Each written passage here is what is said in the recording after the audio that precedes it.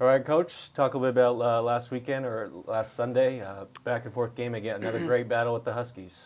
Well, I thought we showed improved play in the second game of the rivalry, and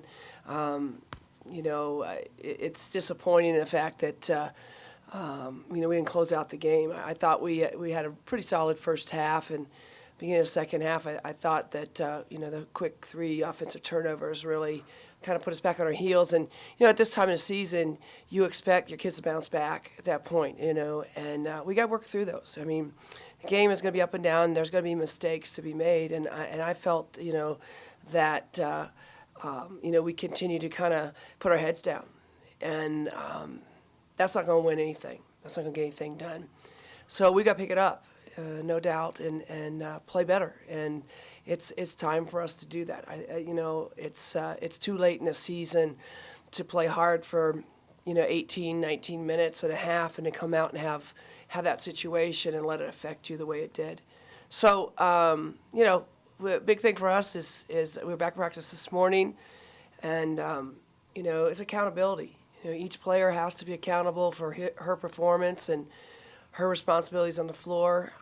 We've introduced a scout already for the Oregon team, and we have to be able to play that for 40 minutes. I don't believe that's a lot to ask of our program. We'll rep it all week and be ready for the Oregons on Friday. We talked a little bit about this Sunday, but Tia and Leah have been there all year, but Sage and Mariah Cooks have really played well the last couple of weeks. So talk a little bit about those two Well, players. I think that they're picking it up. I mean, Mariah just needs more playing time. I mean, as she increases her playing time or stays out of foul trouble or whatever her situation is, she's a bright young kid who's very competitive, and she doesn't make a lot of mistakes. So she's earning some good playing time, making the best of it. I thought a front line, I thought Potter came in and gave us some good minutes, Shaley, Dean Saul as well. We need to continue down that road. Obviously, that's been a focal point for us, is to have that continuity, that consistency on both ends of the court for both the offense and the defense from our front line. And I thought for the most part, they responded. I felt like they turned the ball over too many times, though, for us to be successful. And so we got to clean that up a little bit, and we addressed that today in practice, and we'll continue to work on that. Now talk a little about the Oregon schools. Nice to have this home stretch. You're home for a week after the long road trip. But so talk about Oregon, obviously one of the dynamic freshmen, in the country, in rebounding, and Jillian Allen. Yeah. Mm-hmm. So talk a little about Oregon. They're up-tempo, so you're going to see a lot of shots and have to get back on defense. Well, they like to get up and down the floor. They're an exciting brand of basketball, and I know that their fans like it. And, it puts a lot of high premium on our defense, our ability to transition back and limit them to easy looks. Philosophically, they'd like to get a shot up every about 15, 20 seconds and have more possessions than you have to try to win ball games. Big front line. Jillian obviously is 5 offensive boards a game. She's really providing great statistics for them, both in the scoring, block shots.